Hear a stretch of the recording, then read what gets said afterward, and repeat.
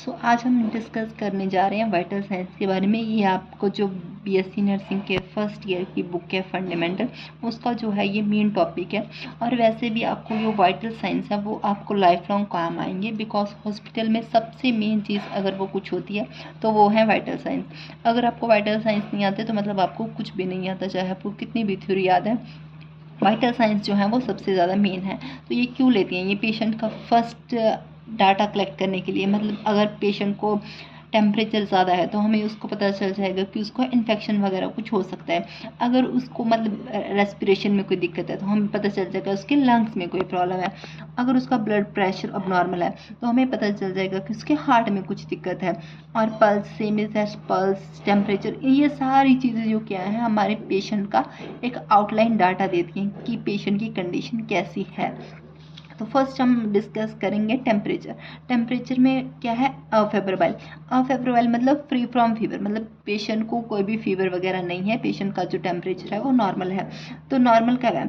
अगर ऑरल temperature patient का, ऑरल होता है मुंह से, जब हम मुंह से टेम्परेचर ले रहे हैं पेशेंट का, थर्मामीटर जो मुंह में रखते हैं उससे अगर टेम्परेचर आ रहा है 97.5 टू 99.5 डिग्री फॉरेनहीट तो वो नॉर्मल है।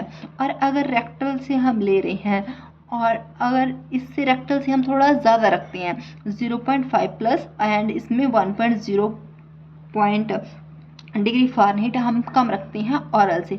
क्यों? क्योंकि रेक्टल में क्या होता है, वहाँ पे बहुत ज़्यादा वेन्स होती हैं, वहाँ पे ऑलरेडी हीट वहाँ पे होती है बॉडी में, इसलिए हम वो टेम्परेचर थोड़ा जो है वो ज़्यादा ही आता है वहाँ पे, क्योंकि वहाँ पे ऑलरेडी हीट होती है बॉडी में। तो अगर हमें ऑरल जो टेम्परेचर दिखा रहा है 97 है तो वहाँ पे हमें 98.5 ही दिखाएगा टेम्परेचर, इससे कम नहीं दिखाएगा। और अब हम डिस्कस करेंगे कि इसकी अपनॉर्मेलिटी क्या है। अपनॉर्मेलिटी अगर हमारा होगा टेम्परेचर ज़्यादा किससे? 99.5 डिग्री फॉरेनहीट से, तो उसको क्या है? हाइपरथर्मिया। हाइपरथर्मिया मतलब क्या है? उसको फीवर है पेशेंट को, ठीक है।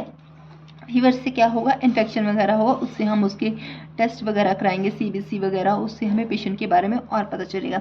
और अगर उसका टेम्परेचर है 97.5 डिग्री से कम तो वो क्या है? हाइपोथर्मिया। तो उसकी बॉडी जो है वो कूल डाउन हो रही है, तो भी एक इमरजेंसी कंडीशन बन जाती है। ये भी एक फीवर के टाइप ही हो जाता है, इसमें जो है वो टेम्परेचर डाउन जाने लगता है, ठीक है।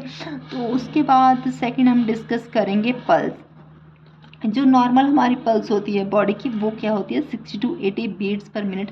ऑलमोस्ट अडल्ट्स में, ओल्ड एज में सबकी ऑलमोस्ट ये सेम ही होती है, ठीक है। तो इसमें हम अगर 100 से ज़्यादा है, 60 टू 100 टू नॉर्मल है, अगर ये 100 से ज़्यादा होगी तो हम टर्म यूज़ करते हैं टेकिकार्डिया।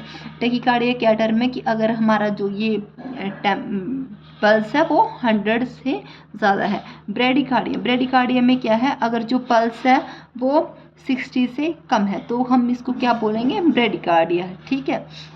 तो ये दोनों टर्मिनोलॉजी एग्जाम में क्वेश्चन डाल के पूछ लेते हैं कि अगर पल्स 600 से ऊपर है तो ये कौन सा है, और अगर 60 से कम है तो ये कौन सा है, ठीक है। और एक और है थ्रेडी।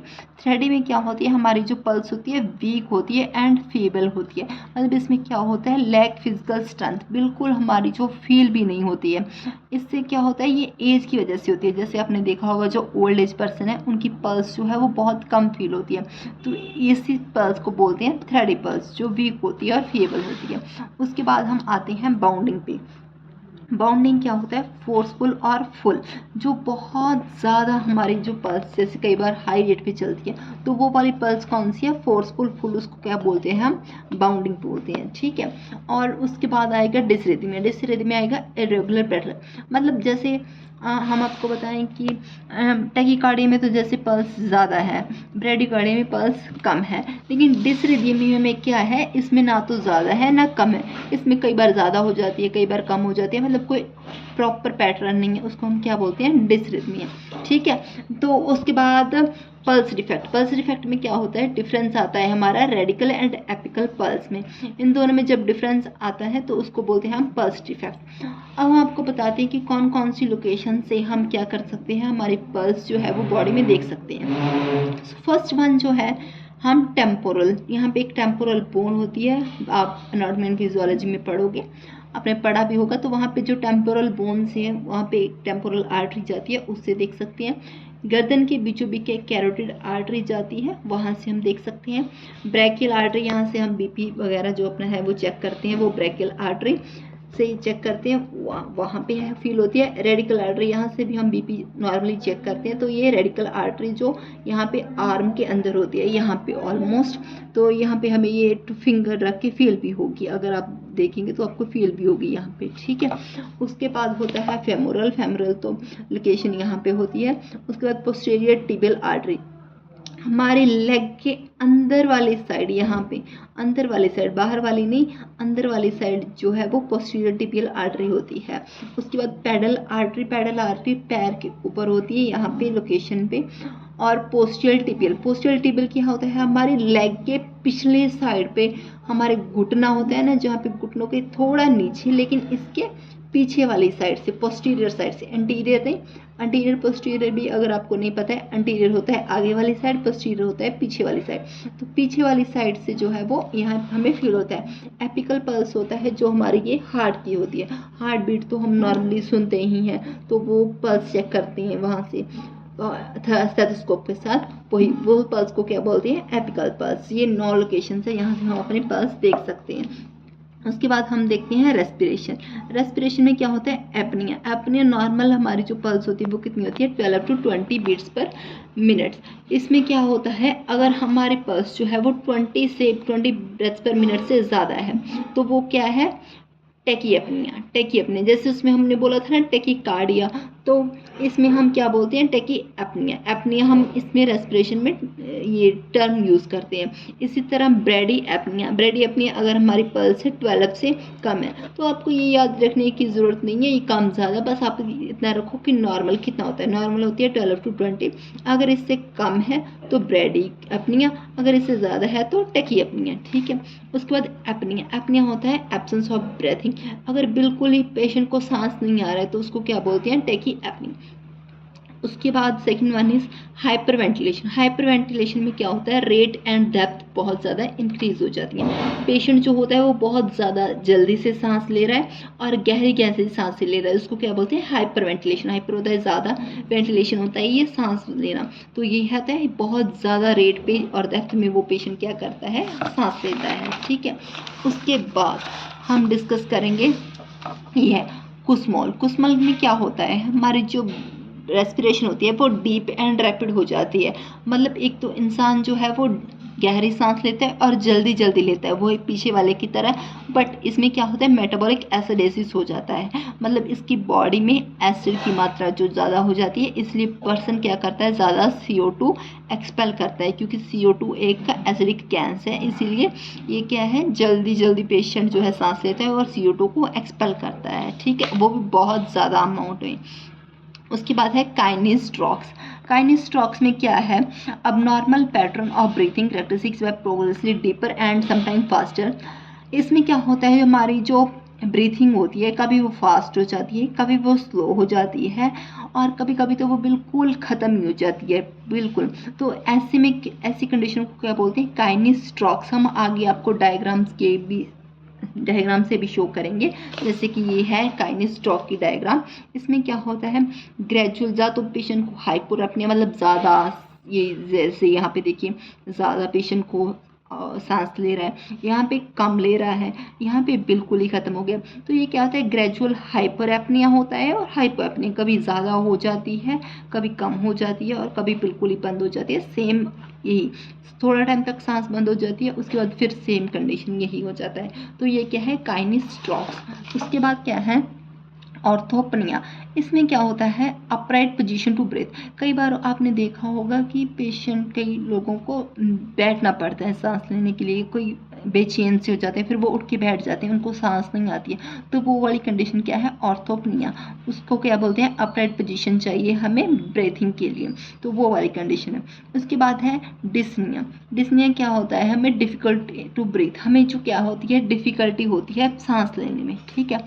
अब अगर हम आपको डायग्राम की मदद से समझाएं तो ये नॉर्मल रेस्पिरेशन है, ना तो ये ज़्यादा डीप है ना ही ज़्यादा फास्ट है, ये क्या है, नॉर्मल जो है वो ब्रेथ जो है वो चल रही है, ठीक है। ये थोड़ी अब नॉर्मल टाइप की है। इसमें क्या होता है, हमारी जो ब्रेथ्स हैं वो डीप हो जाती हैं, कई बार फास्ट हो जाती हैं, कई बार ऐसे यहाँ पे ये स्लो है तो डीप लेकिन ये स्लो है। इसमें क्या है, ये फास्ट है और डीप है। इसको बोलते हैं हाइपर एपनिया, जिसमें हम ये आपकी हमारी ब्रेथ है जो फास्ट हो जाती है। हाइपो एपनिया में क्या होता है, जो ये ब्रेथ है वो डीप तो होती है लेकिन स्लो होती है। ठीक है। कुसमल ब्रीथिंग ये आपने देखा था, हमने पीछे डिस्कस किया था। इसमें क्या होती है, हमारी ब्रीथिंग जो डीप होती है और रैपिड होती है। ये किसकी वजह से होती है, मेटाबॉलिक एसिडोसिस, बॉडी में एसिड की ज़्यादा मात्रा बन जाती है। और ये कॉम्पिटिशन एग्जामिनेशन के लिए आएगा, आपको ये फंडामेंटल में फर्स्ट ईयर में ज़रूरत नहीं है इसकी। अगर आप इसको पढ़ना चाहते हो तो पढ़ सकते हो, यहाँ से स्क्रीनशॉट ले सकते हो। ये चीज़ें हैं, जैसे कीटोन्स बॉडी में ज़्यादा बढ़ गए हैं, यूरेमिया ज़्यादा बढ़ गया है, कोई इन्फेक्शन हो गया है, तो इन सब वजह की वजह से लैक्टिक एसिड बॉडी में ज़्यादा बन गया, तो इन सब की वजह से जो है हमारी वो रेस्पिरेशन अल्टर होगी और ये सिंड्रोम आएगा। ठीक है। उसके बाद हम चेक करते हैं ब्लड प्रेशर। ब्लड प्रेशर में क्या है, हमारा जो नॉर्मल ब्लड प्रेशर है वो सिस्टोलिक ब्लड प्रेशर है 120, डायस्टोलिक ब्लड प्रेशर है 80। और अगर आपको नहीं पता है डायस्टोलिक ब्लड प्रेशर क्या होता है और सिस्टोलिक ब्लड प्रेशर क्या होता है, तो हम आपको बता दें कि सिस्टोलिक ब्लड प्रेशर होता है the maximum pressure in your heart when your heart contract measures the force of blood in your arteries when heart beats. जब हमारा हार्ट जो है वो कॉन्ट्रैक्ट करता है और जिस प्रेशर से वो ब्लड जो है वो आर्टरीज में जाता है, उस प्रेशर को क्या बोलते हैं, systolic blood pressure. Systolic blood pressure, जो इस प्रेशर से हमारे हार्ट से आर्टरीज में ब्लड जाता है उसको बोलते हैं सिस्टोलिक ब्लड प्रेशर। ये कितना होता है, ऑलमोस्ट 120 से कम ही रहे तो ये नॉर्मल होता है। ठीक है। और होता है diastolic blood pressure. Diastolic blood pressure में क्या होता है, जब हमारा मिनिमम प्रेशर आर्टरीज, जब हार्ट रिलैक्स करता है, जैसे ये ब्लड, हार्ट ने ब्लड को लीव किया, लीव करने के बाद जिस प्रेशर से लीव किया वो आएगा सिस्टोलिक ब्लड प्रेशर। उसके बाद जो प्रेशर आर्टरीज में बचेगा, इसको जब हार्ट रिलैक्स कर रहा होगा तब, उसके बाद जब आर्टरीज में जो ब्लड का प्रेशर है उसको बोलते हैं डायस्टोलिक ब्लड प्रेशर। ये जब हार्ट रिलैक्स होता है, जब हार्ट फिल हो रहा होता है, तब जो प्रेशर होता है उसको बोलते हैं डायस्टोलिक ब्लड प्रेशर। और ये कितना होता है, less than 80 mm of HC। ठीक है। उसके बाद हम आपको बताएंगे कि जब तो होता है, देखो हाइपरटेंशन। हाइपरटेंशन में क्या होता है, जो हमारा बीपी, प्री हाइपरटेंशन में हमारा जो बीपी होता है वो 120 तो जैसे नॉर्मल होता है, तो अगर 120 टू 139 के बीच में हो रहा है तो हम प्री हाइपरटेंशन के शिकार हैं, तो उसी टाइम पे उस बंदे को डॉक्टर के पास कंसल्ट करना चाहिए। और अगर डायस्टोलिक ब्लड प्रेशर जो है वो 80 टू 89 के बीच में है तो वो क्या है, उसको भी प्री हाइपरटेंशन हो सकता है। तो अब हाइपरटेंशन कब शुरू होता है, तो स्टेज 1 क्या है हाइपरटेंशन की, जब हमारा बीपी 140 टू 150 के बीच में पहुंच जाए, 140 टू 150 के बीच में पहुंच जाए, और डायस्टोलिक ब्लड प्रेशर 90 टू 99 के बीच में पहुंच जाए, तो वो क्या है, स्टेज 1। स्टेज 2 में क्या है, स्टेज 2 में 160 से जो है वो ब्लड प्रेशर सिस्टोलिक ऊपर चला जाता है और डायस्टोलिक 100 से ऊपर चला जाता है। तो यहाँ पे भी क्या होता है, जो ब्लड प्रेशर है वो ज़्यादा हाई हो जाता है। ठीक है। अब ये ब्लड प्रेशर हमने मेज़र कर लिया, इनकी ये डिफरेंस देख ली हमने, ये होता क्या है। और एक हम देखेंगे पल्स ऑक्सीमेट्री। पल्स ऑक्सीमेट्री में क्या होता है, हमारी ऑक्सीजन सैचुरेशन बताता है कि क्लाइंट की हीमोग्लोबिन में कितनी ऑक्सीजन है। इससे हमें पेशेंट का पता चल जाता है कि अगर वो हाइपोक्सी में जाने वाला है, मतलब उसकी बॉडी में ऑक्सीजन की कमी होने वाली है, तो इससे हमें पहले ही पता चल जाता है। तो ये नॉर्मली बिटवीन 95 टू 100 के बीच में होती है। तो एक ये है, अगर आपने यहाँ तक वीडियो देखी है, अगर आपको हेल्पफुल लगी तो आप प्लीज़ सब्सक्राइब कीजिए। और सेकंड थिंग, अगर आपको कोई भी क्वेश्चन पूछना है, किसी बुक का PDF चाहिए, लिंक चाहिए कहीं का, मैं आपको गूगल से वो आपको लिंक, प्ले स्टोर से वो आपको लिंक अवेलेबल करा दूँगी, बुक का PDF का जो भी होगा। तो अगर आपको कुछ भी चाहिए तो मैं आपको बता दूँगी कि आप वो बुक कहाँ से बाय कर सकते हो।